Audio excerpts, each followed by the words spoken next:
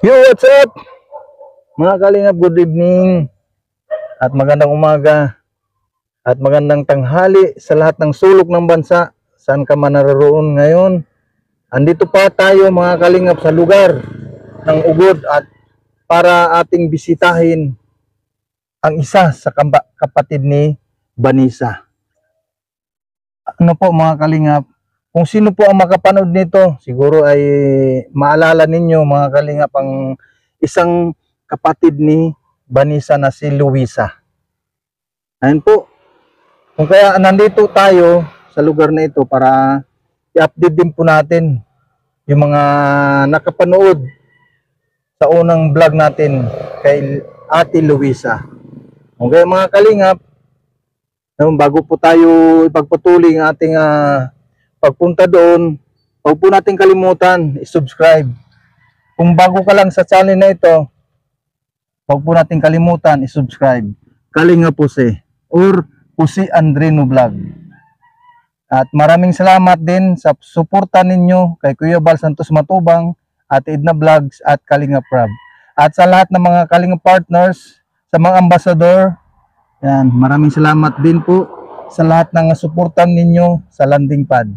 Kung kaya mga kalingap, kung kayo ay nakasubscribe na, at huwag po natin kalimutan ang bell icon.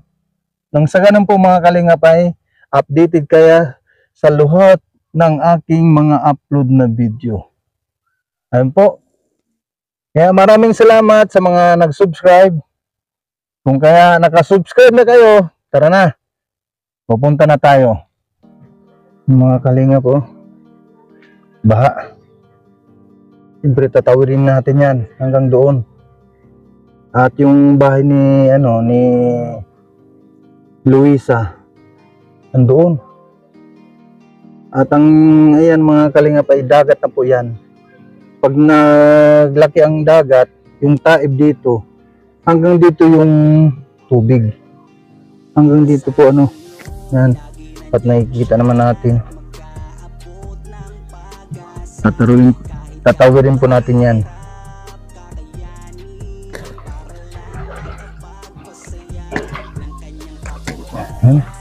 Hanggang na ito ata. Ito hanggang tuhod na mga kalinga po. Hanggang tuhod. Ano po. Meron pala tayong dalang pa-surprise. Taas ng dagat na. Dito tayo dadaan mga kalinga po. Tamang-tama lang talaga. Kaya nagchinilas ako. Kaya alam kong taib kaya ganito.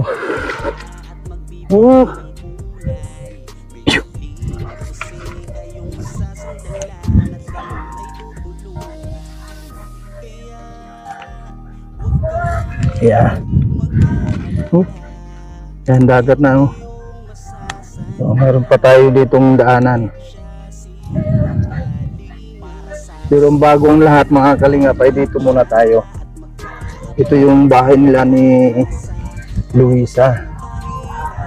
So, yan, mayroong tulda na blue sa kanila po yun. Mayroong tugtog. Makapirat pa tayo. Tao po! Wala ata. Parang may pinuntahan ata mga kalingap. Yun po. Tao po!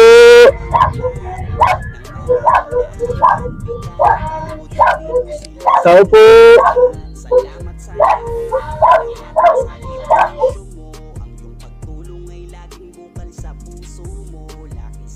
Ako lang. Saan kayo galing? Nagsimba? No.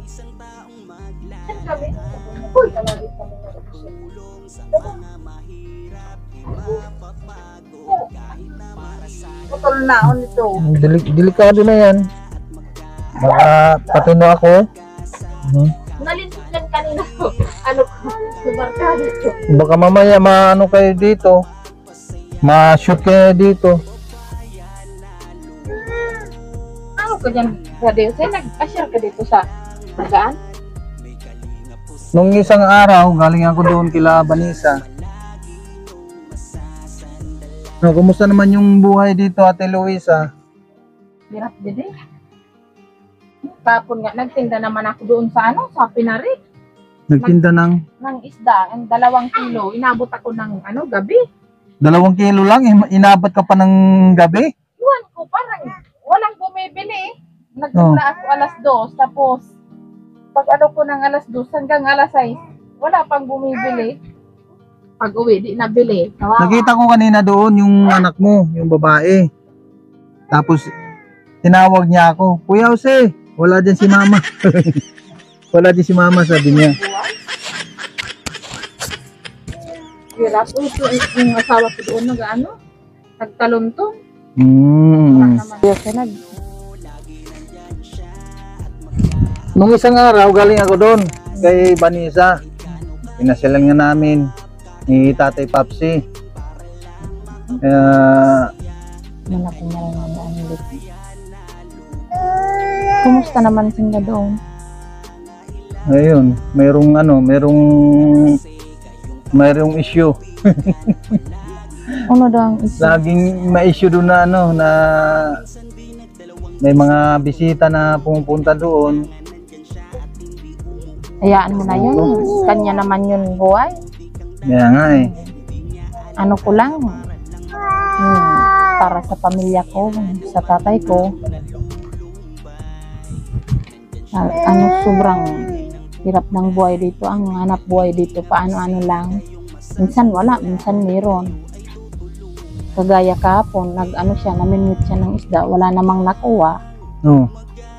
Nakakuha lang siya ng 2 kilo. Umalis ako ng alas 2 tapos nabot ako ng alas 6 ng gabi. Inabot ka ng lasais samantalang 2 kilo lang yun ha. Walang bumibili. Iwan ko bakit, sabi ko.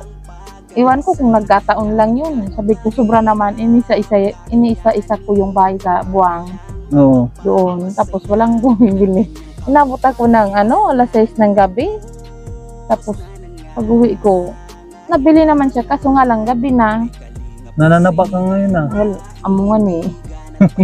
Maraming problema, tumataba. Sabi ko, dapat pala ang problema, madami para tumaba. Pero ang totoo, hirap talaga dito sa hanap buhay. Pero, ito na yung anak mo na bunso? Chiquilita. Ang bilis na lumaki ah. Amungan eh, kulot. Kulot. Nagmana sa ina. Hindi nga ako doon nakakapasyal ka hirap ng buhay, wala ning kahit pamasay wala, kapos talaga. Hindi ka na namamasyal doon? Hindi na ako makapunta kasi walang pamasay. Oo. Tapos sila hindi naman namamasyal dito, sila Vanessa. Hindi naman sila dito pumupunta. Oo. Sabi ko pag may pera ako na lang doon pupunta. Kaso nga lang walang pera. Ngayon talaga wala. Oo. Hindi naman pwede natin pilitin kasi wala namang mapipilit kasi walang pera talaga. Mas lalo ngayon sa laot wala namang gaanong makukuha na isda. Yung asawa ko nga ang itim-itim na. Umaalis siya dito Siyempre yun ang trabaho niya sa laot. Umaalis siya ng alas 6 ng umaga, tapos uuwi siya ng alas 12 o kaya alauna, tapos makikita mo pa ang kaunti yung isda na huli. Oo. Minsan 2 kilo lang. Minsan mahigit naman 2. At least na kahit na ba paano may makasurvive sa sa pangbigas. Okay na yun. Salamat pa rin ako kay Lord kasi hindi niya kami pinapabayaan. So araw-araw meron naman kahit kaunti lang. Pwede na yun basta makaraos. Ang importante may pagkain sa araw-araw pang suporta sa mga anak namin. Lalong-lalo na ngayon, magpapasok ka na, malapit na eskwela. Malapit na naman ang pasakong talaga. Wala pa nga mga gamit mga anak ko. Sabi ko, wala pang gamit yung mga anak mo? Wala pa. Nagtrabaho ako dito sa sa Dole, sa Tupad, kaso nga lang. Wala na. Puro na utang. Tapos sabi ko, pambili sana ng gamit, kaso nga lang lahat na nautang kasi wala namang magandang trabaho dito. Kung hindi maglaot, walang kakainin. Minsan ang laot, palya-palya, minsan wala, minsan meron. Pasurtihan lang talaga, no? Surtihan na sana. Hindi nga ako makapunta doon ka, Papa. Matatapos na yung bakasyon, pero minsan di pa ako doon nakakapunta kasi kahit ko tumatay. Wala talaga. No. Matagal-tagal na rin pala na hindi ka namasyal yung kay Tatay Valentin. Ito, nangitim na nga ako kasi sobrang ilang araw na ako nagtitinda. Nagsimula ako alas 2. Tapos, uuwi. Ganyan lang talaga eh. Siyempre, nagpamilya ka eh. Nag-asawa ka. Lalong-lalo na yung napangasawa mo ay mandaragat. Siyempre, kung ano yung nakukuha niya, kailangan talagang ikaw magtitinda. Sabi nga sa akin, ako magbibinwit tapos ikaw naman yung magtitinda. Sabi ko, tiyaga lang kasi mahirap talaga. Kailangan magtiyaga kasi may mga anak na. No. Ilan yung anak mo pala? 3. Ay, 3 ano? Dalawang babae, isang lalaki. 2 na silang papasok ngayong pasukan. Ngayong pasukan, 2 na sila. Iniisip ko nga, sabi ko, sana naman daw kukuha ng pambiling gamit. No. Yun pang pinoproblema ko. Anong malay mo kung sa mga makapanood ng video natin, mayroong magpaabot sa iyo ng pambili ng gamit ng mga bata. Ano ba yung mga kailangan ng mga sa school? Bag, sapatos, uniform, kahit ako na lang sa notebook, basta paano kasi pag pumapasok ng mga anak ko sa eskwelahan, palaging linumaan ng mga gamit. Mga luma yung mga uniform, hiningi ko lang sa kaibigan ko. Tapos, yung sapatos, pinatahi ko na lang. Tapos yun na lang ang ginagamit. Basta yung mga gamit nila, puro linumaan ng mga anak ng kaibigan ko. Minsan sabi ko, baka meron ka dyan, pinaglumaan ng anak mo, pakibigay na lang sa akin. Sa akin na lang kasi yung anak ko. Walang susuotin ngayong pasukan. Sabi ko kahit sa na lang, ako na lang sa mga notebook, kahit sa mga papel, lapis. Sabi ko, basta, yan nga ang sinisikap ko. Gusto ko talaga kahit minsan lang sa buhay ng mga anak ko na 2, makaano man lang sila makasuot ng bagong uniform, tapos palda, tapos mga gamit, kasi tapos ako bag, sapatos. Kasi nung nag-i-eskwela pa ako, nung maliit pa ako, elementary hanggang high school, wala talaga. Ang ko notebook ko, tinahi-itahi yun. Nung pinaglumaan nung halimbawa grade 1 ka, tatahiin mo yun para sa susunod naman pag grade 2 mo, meron ka na naman ulit. Yun naman ang gagamitin mo. Tapos yung mga palda ko noon, nung kabataan ko, mga pinaglumaan ng mga kaibigan ko, yung mga nanay nila, binibigay sa akin. Kaya yun ang gusto kong, ayaw ko talagang maranasan nitong mga anak ko.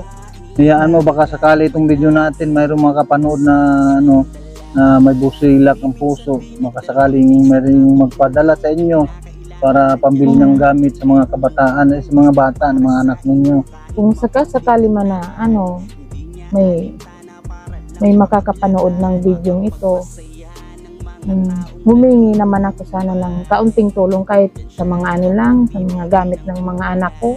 Kahit kaunti lang, di naman ako humingi ng madami. Yung kahit sa nila, kahit sa murang edad pa lang nila, makaranas man lang ng makabili ng bagong sapatos, saka ng palda, uniform, yung mga pangangailangan ba sa eskwela.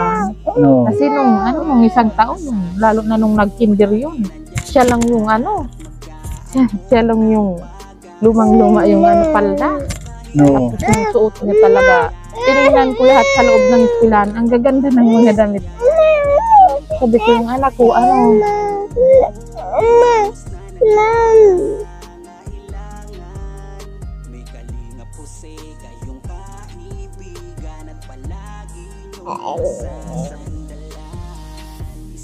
luma talaga. Yung tiningnan ko yung mga kaklase niya, magaganda yung damit, bago. Tapos yung kinumpara ko yung anak ko, yung palda niya talaga, may tinahian pa, tapos tinanggal lang yung sulsi para humaba yung palda. Kaya sabi ko, grabe naman na buhay to. Yung mga iba sabi ko, buti pa sila nakakaranas ng ganoong nakakabili ng gamit na makabago man lang na damit, palda, tapos yung sapatos. Mga anak ko kasi puro yan pinaglumaan. Kung hindi nga bigyan ng kaibigan ko, buti nga may mga kaibigan akong mababait. Yung pinaglumaan ng anak niya kasi kaya niya naman bumili ng bago, binibigay na lang sa akin. Binibigay ng kaibigan ko kasi naawa naman sa akin kasi talaga, wala talaga dito, ang hirap ng buhay sa Paglaot. Yan nga yung asawa ko. Tutong na naman. Andito na ba? Itim na naman sa Paglaot. Simula naman na alas 6, tapos inabot na naman ng ganitong oras. Meron pala akong dalang bigas at saka grocery. Pugunin ko lang saglit ha. Oo. Tukod na lang ang nagsusuporta nito. Oo. May dalawa naman dyan ng bunsod, pero tukod na lang sa ilalim talaga. Doon sa ilalim, may daanan doon, video natin sa ilalim. Putol yun, mga bunsod nito. Pinag-ano lang namin, Ito muna yung aking dala, grocery, tukod-tukod. tsaka bigas. Buksan mo para makita ng sponsor. Hirap ng dito talaga. Hirap ng hanap buhay ngayon. Isipin mo kahapon, alas 2, tapos sinating gabi, grabe naman sakripisyo. Pinagdaanan ko sa daanan. Yung mga sasakyan na yung mga tricycle, 3 beses na 4 nang balik-balik. Ako, andun pa rin sa, parang tinitingnan nila ako, andun pa rin, hindi pa rin nakakaalis. Hanggang maggabi na, alas 6 na ng hating gabi. Tapos, nag-aana ako, nagmamadali ako, sabi ko, wala pang pangbiling bigas. Wala pang pambili bigas. Kaya, takbo ako.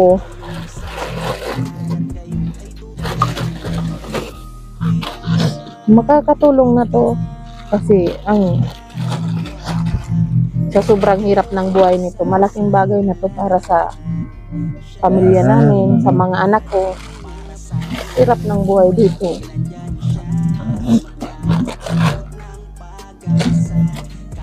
Hindi na nga ako miss ko na nga sa papa, hindi na ako makapunta doon sa Himaga. Isipin mo, Kuya Jose, nasa 140 lang pamasahe, di ko magawang makabisita sa papa kasi walang pamasahe. Yan, yung sa grocery nanggaling kay nanggaling kay Ate Dul Dumundon. Yan, nanggaling yan sa kanya. At tapos itong bigas naman nanggaling kay Ate Inday PB. Yan yung bigas. Kaya yun ang naisipan ko na dadalhin dito. Yung grocery, tapos bigas. Kahit na paano ay na rin yan. Makakaraos na sa ilang araw na salamat dyan. Gagamitin. Nagpapasalamat ako, Kuya Jose, dyan sa nag-sponsor nitong mga grocery. Malaking bagay na yan para sa mga anak ko, sa pamilya namin. Kahit pa paano makakasuporta na to sa pang-araw-araw na pangangailangan namin. Pagkain, hirap. Yan, kahit malaking bagay na ito. Ilang matagal na to, aabutin na tong mga mga 5 ba ito? 5? Kung yung corn beef. Isa, 2. Ano ba? 4 lang. 4. Tapos ito. At saka tuyo. Ito Matagal-tagal na rin to sa amin itong kape. Tagal-tagal na to sa amin. Anong masasabi mo kay kay Ate Dol Dumondon sa grocery? Nagpapasalamat po ako kay ate kasi nagbigay siya ng grocery kahit hindi pa kami kilala niya. Malaking tulong po yan sa amon, sa pamilya po namin, malaking tulong po ito. Salamat po ate kasi nagbigay ka po nito kahit di niyo pa po kami kilala.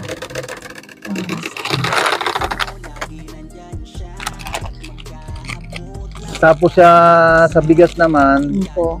si Ate Inday PB. Yan sa bigas. Maraming salamat po ate. Malaking tulong na po ito sa amin. Kahit 5 kilo man lang Opo, kahit ilang 5 araw kilo, na rin. matagal-tagal na rin Yan. po yun. Libre na sa sa pang-araw-araw bibili ka pa ang mahal ng bigas ngayon. May mahal talaga. Po. Kaya napakalaking tulong na po ito sa amin. Kaya maraming salamat po sa nag-sponsor nito. Welcome Ate Luisa. Nagpapasalamat talaga ako sobra. Hirap talaga ng hanap buhay dito. Kami pa yung naisipan mabigyan ito ng mga grocery. Samantalang marami naman dyan ang mas nangangailangan pa na mas sobra pang kailangan nito. Pero salamat talaga na kami yung napili yung mabigyan ito ng grocery at ng bigas. Anong mensahe mo kay kay Ate Vanessa, sa kapatid mo? Ang mensahe ko man sana kay ate, yung yun bang lang sila, dapat walang problema, yung bati lang sila palagi, yung si Papa, si ate, yung bang hindi nag-aaway-away, ang iisipin lang nila yung pamilya nila, wag na yung ibang tao, basta pagandahin lang nila yung pagsasama nila, mga pamilya namin doon sa Imagaan. Kasi ang pinaka-importante naman sa lahat, yung pamilya talaga Kasi ibang tao, di naman yan makakatulong. Hindi mo makatulong Kahit yun. pagdating ng araw, at tapos, basta pagdating ng araw, pamilya talaga magtutulungan, hindi yung ibang tao. Kaya sana, ayusin nila yung pagsasama nila doon sana.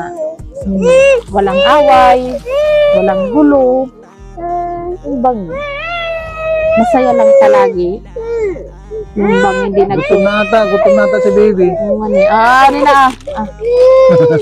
Butin mo, akala niya siguro sa suka. Baby niya yun. Lang natin yung yung focus lang siya sa mga bata, sa mga anak niya. Tapos pasensya na kamo dyan, hindi talaga ako makapunta dyan sa Imagaan kasi wala akong pamasahe. Kaya maubos na tong bakasyon. 2 buwan, di pa ako makapunta dun sa Imagaan kasi pamasahe wala. Kaya sana pagpasensyahan nyo na ako kung hindi ako dyan makabisita man lang sa inyo. Kasi mahirap ang buhay dito sa amin ngayon. Yun nga, sa duli ko, pinangutang-utang ko na, wala na ako makukuha. Sa pinagtrabahuan ko, wala na. 500 namang natitira. Paano? Ako muna ay magpapaalam ha, Ate Luisa. Kuya Jose, salamat Mayroon sa pang pupuntahan. salamat sa pagpunta mo dito Kuya Jose na may dala kang grocery. Lalong-lalo na sa nag-sponsor nito. Maraming salamat po kasi makakatulong talaga ito ng sobra sa amin, sa mga anak ko.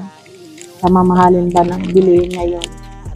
Malaking bagay na to kahit na umabot ko ng 3 semana. Malaking bagay na to sa amin, mga anak ko. So paano? Alis muna ako. Salamat po. Okay, sige. Kaya pag bisita mo dito, bisita mo sa amin.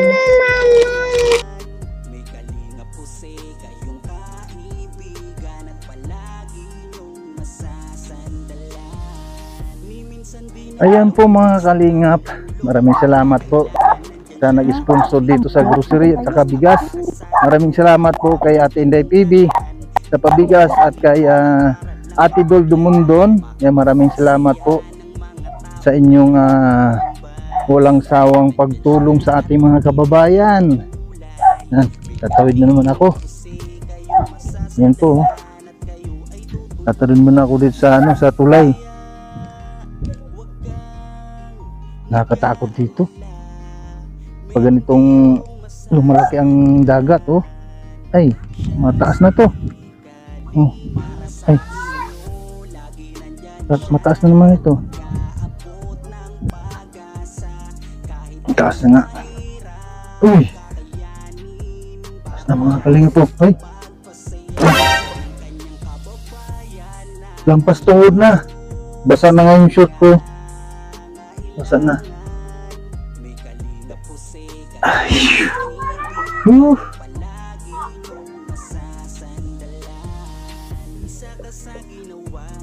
mataas na dito. Kaya mo tumawid doon? Ha? Kaya mong tumawid? Ito yung anak na pangalawa ng mga kalingap ni Ate Luisa. Yan. Asan si ate mo? Dito. Hindi ka pa marunong magtagalog.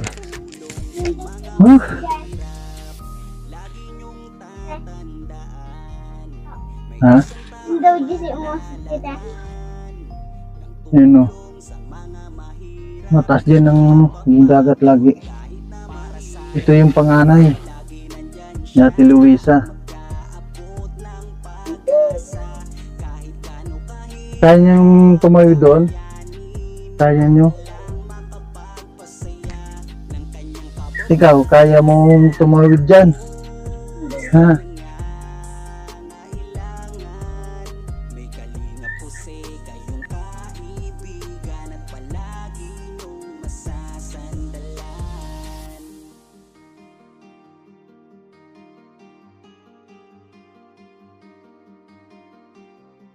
Subukan yung tumawid doon.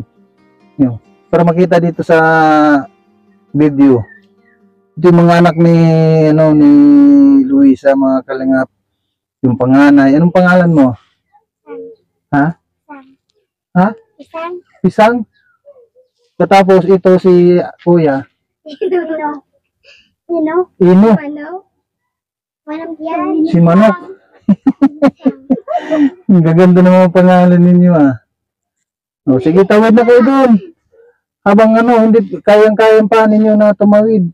Handa na doon. Andun na si mama ninyo. Nandun na si mama ninyo. Sige na. Sige na.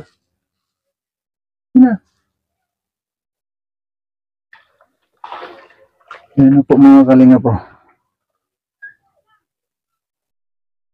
Natawid niyo yung magkapatid.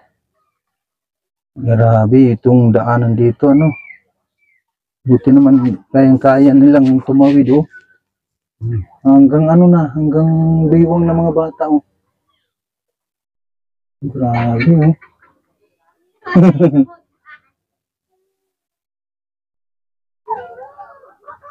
grabe naman. Uy, talaga naman,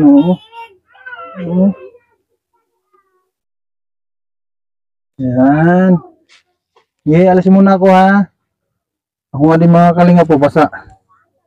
Basang-basa niya akong short.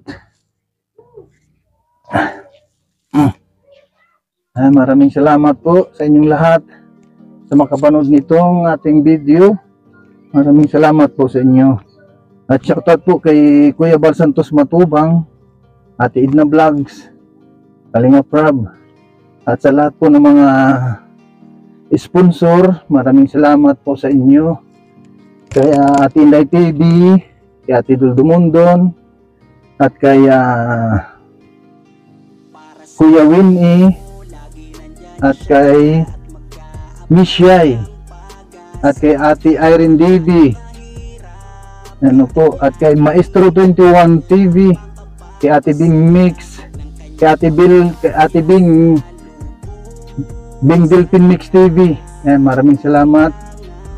At sa lahat-lahat na mga kalingap na naging sponsor po natin, maraming salamat po sa inyo. Ninang Jane Study Band, maraming salamat po. At ilayo kayo sa anumang kapamakan. Mag-ingat po tayo lagi sa ating lakad. At maraming salamat po sa inyong lahat. At sa lahat-lahat ng mga sponsor po natin. Ano po? Shout out kay Ate Lori G. Magalpok Vlogs. At kay Ate Sally Lurk. Ano po? Shout out kay Ate Sabil Gulipardo.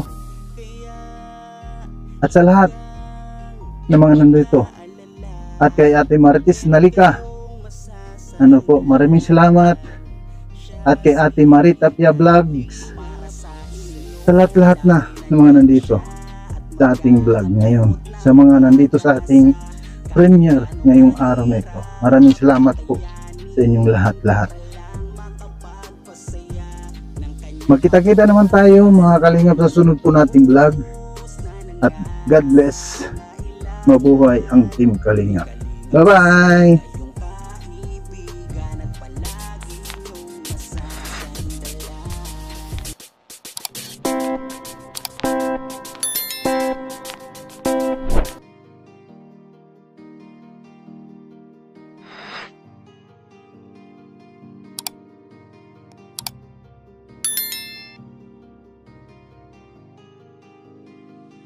Para sa inyo, lagi nandyan siya at mag-aabot ng pag-asa. Kahit gaano kahirap, kakayanin para lang makapagpasaya ng kanyang kababayan na lubos na nangangailangan. May Kalingap Jose, kayong kaibigan at palagi niyong masasandalan. Minsan di nagdalawang isip na tumulong. Kung kinakailangan nandyan siya at hindi umuurong. Basta para sa inyo kahit maputi kang daan. Hindi niya alintana para lang makapaglaan at makapagpasaya ng mga taong nalulung.